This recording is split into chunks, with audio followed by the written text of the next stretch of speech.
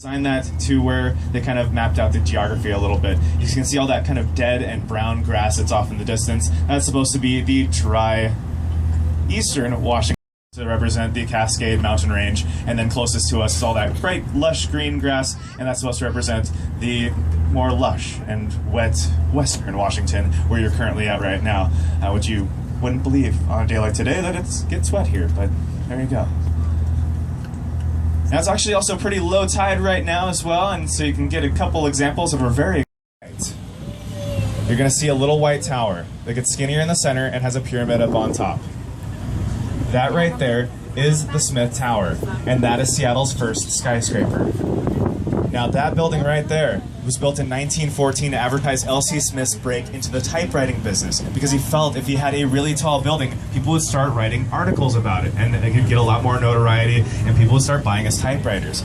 Well, back in 1914, that was not only the tallest building in Seattle, but that was the fourth tallest building in the world outside of New York, and it was the tallest building on the west coast of the United States until 1962 when the Space Needle was built.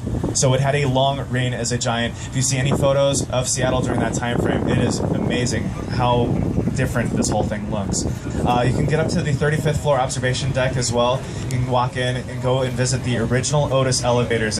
Shot. What they can also do by doing this is kind of cut past Canadian customs. They can go from one U.S. state to another without having to cross that border, so it saves them a lot of money that way as well. But again, they will be towed around by tugboats. You can see a couple tugboats over here off the starboard side. You can see one of these yellow and white.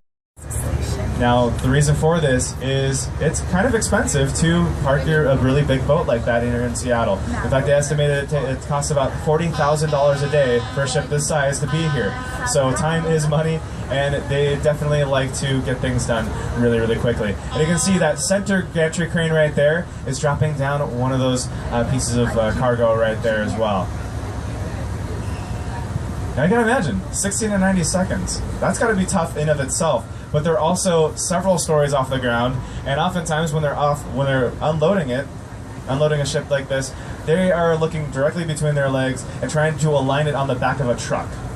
Now, if you're off by a couple of inches, that can cause a lot of disaster for the goods inside of it. You gotta imagine and remember that these boxes are carrying your iPhones and your tablets and your computers and your